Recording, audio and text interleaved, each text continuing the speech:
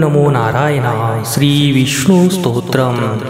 ओम नमो वासुदेवाय पुरुषाय महात्मने हिरण्यरेतसे चिन्त्य स्वरूपायातिवेदसे विष्णवे जिष्णवे नित्यं शान्ताय नगरूपिणे सर्वस्थित्यन्तकरण व्रतीने पीतवाससे नारायणाय विश्वाय विश्वेशायेश्वराय च नमः कमलकिञ्जल्क सुवर्णमुकुटाय च केशवायातिसूक्ष्माय ब्रह्ममूर्तिमते नमः. नमः परमकल्याणायात्मयोनये जनार्दनाय देवाय श्रीधराय सुमेधसे महात्मने वरेण्याय नमः पङ्कजनाभये स्मृतमात्राघाताय कृष्णाय क्लिष्टकर्मणे नमो नताय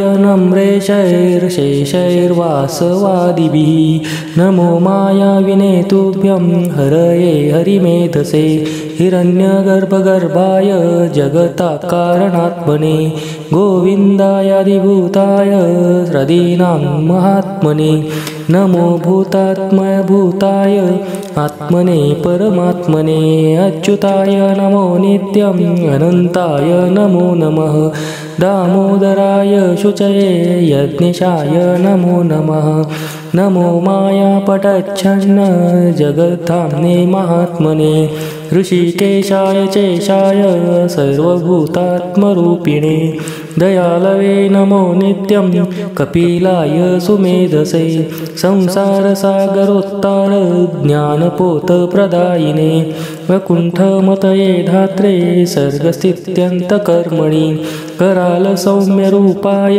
वैकुण्ठाय नमो नमः.